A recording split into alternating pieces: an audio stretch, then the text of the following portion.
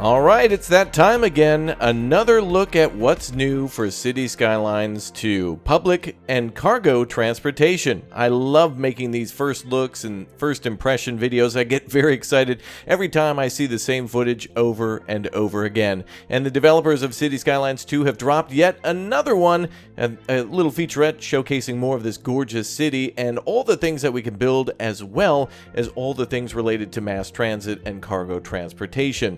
Now, I absolutely love looking at all the different videos for this game that showcase not only just things pertaining to what they're talking about in a particular video, but all the little subtle things that are a little hard to notice unless you're looking for them. And watching over this footage a few times, I found a few things I wanted to share with you, but also I wanted to open up the comment section for any and all of you who have spotted something that I or many other people haven't.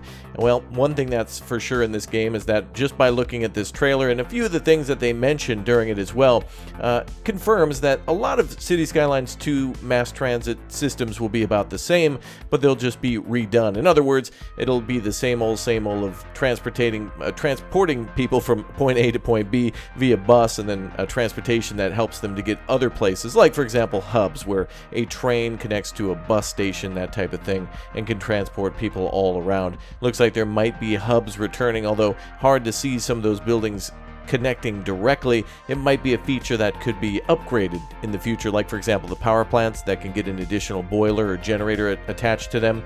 Could be something we can see in the future where metro train stations can have multiple entrances and exits and or multiple stations. It's of course perhaps with them showcasing some of those things, but it seems like the same thing that we experienced from City Skylines 1, and that's not necessarily bad. Of course, all the systems that we got to learn in the first game, all that experience will go hand in hand with what we've learned or will learn in the second game, using all those beautiful new roads and road building systems. Hopefully it'll be just as easy to build train tracks and train lines as it is to also build tram lines and metro stations too. Now, of course, one of the most complicated things to set up likely will be buses, because they'll have so many different stops to them, but metro lines and airports should be fairly easy. And of course, airports being a massive size, taking up the size of a small town, will be an important part of your city too, transporting cargo and passengers. But I'm hoping for a lot of customization for these buildings, not just having them, for example, on one side of the airport where the cargo terminal and the passenger terminal are both on one side of the airport. Hopefully we get something along the lines of Transport Fever 2, where we get to set up where we want the platforms and stations, depots, entry points, and more. Now, they mentioned in this trailer too that it's like, oh yeah, that's right, you can trade with your neighbors. And it's like, well, I don't know if you're hinting at multiplayer, but it's no surprise that, of course, if you're shipping cargo somewhere, somebody's going to be buying it and paying for it. So yeah, it's quite implied that if you manufacture a bunch of goods and ship it out via airplane, then that you're going to transport it to someone who's already purchased it and you're just making the delivery. But the airports look gorgeous. A very nice close look at all the airports, the different metro stations, both above ground and below ground.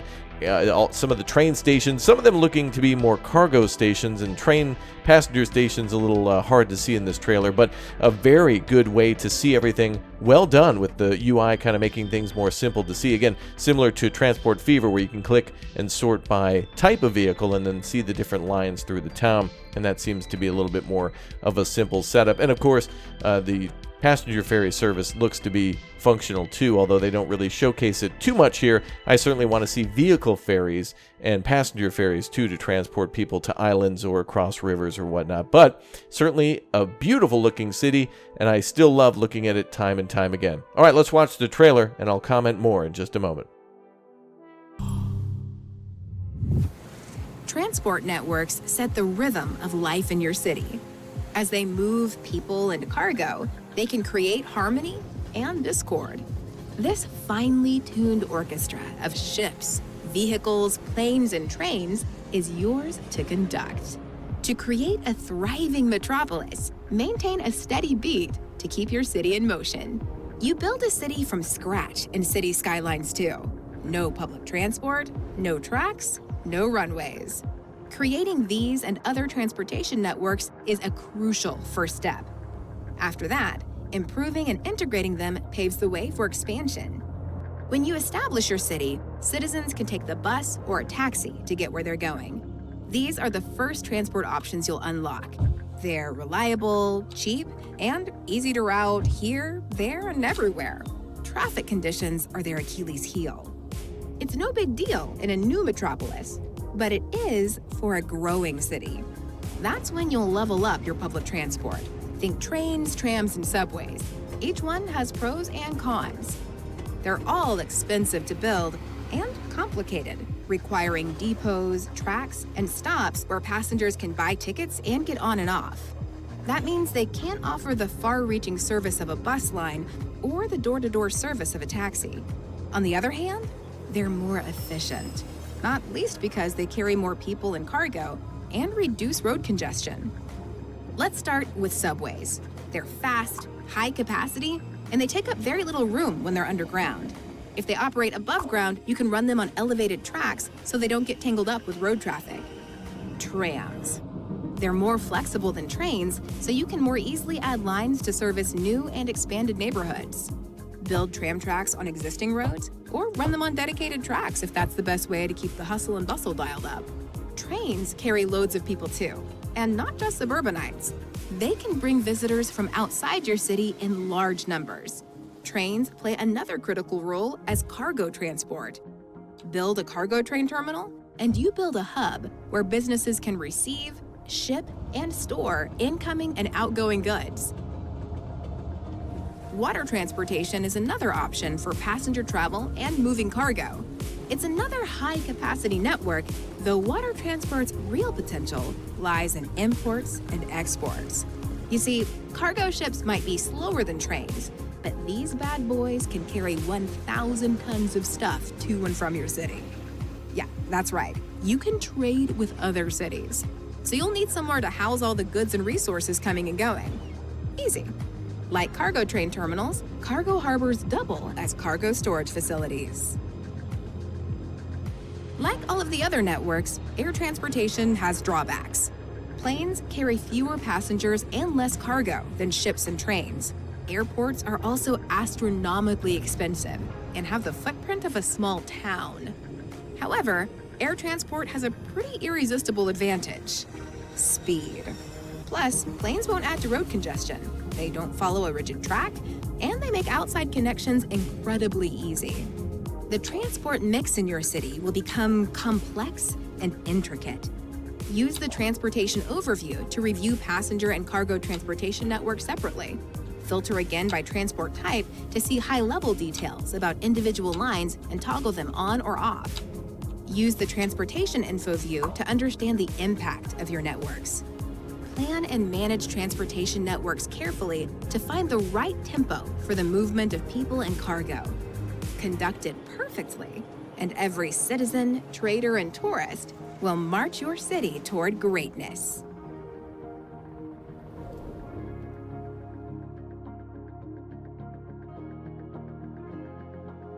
Yeah, another massive amount of info to unpack. They did a really good job of trying to keep everything simple, but all those images coming at you confirm a lot of things. For example, having multiple bus stops at one particular part of a road, which means you could almost have multiple lines going to the same destination and make it a lot easier to make kind of a hub area, but not necessarily using a building, like for example at a landmark or near some sort of a large public building like a hospital or whatnot. But again, looking at the city and seeing how important it is to lay things out in advance is really exciting. And I like the fact that, of course, with mass transit, we'll be deleting our cities and rebuilding time and time again as we get new budgets and new abilities to build new things. And they've certainly confirmed the whole unlock system. As she mentioned, one of the first things that you unlock is like buses and taxis. And so the traditional system of making your city a megapolis by hitting about 100,000 population is there, although it seems much less in this game.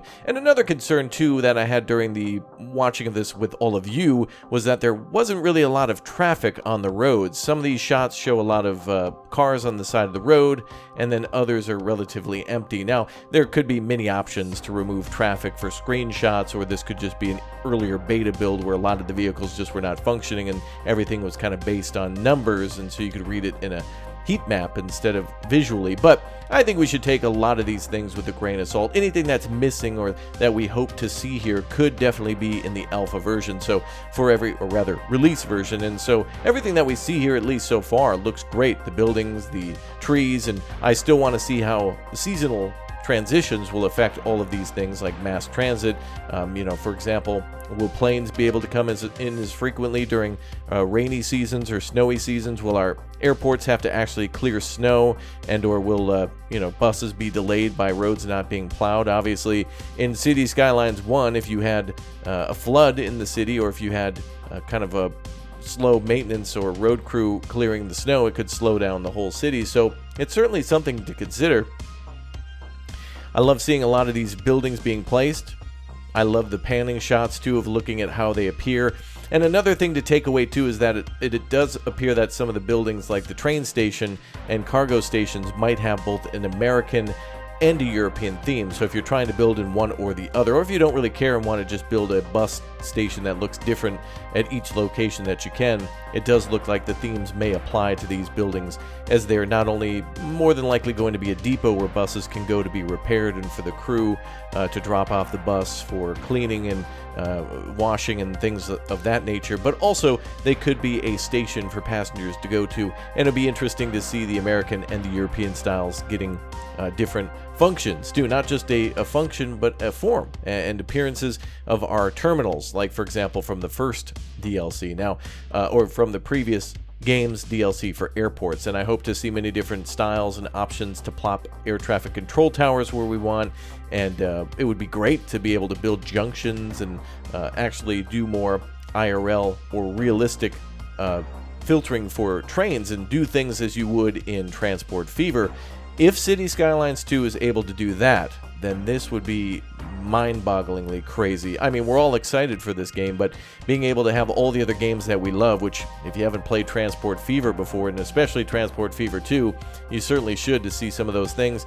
And I'm really happy to see the developers also taking some things from City Skylines 2013 and putting it in here as well. Not so bad of a game in retrospect, and I hope to see City Skylines take a lot more of those ideas to the moon and beyond. That would be amazing.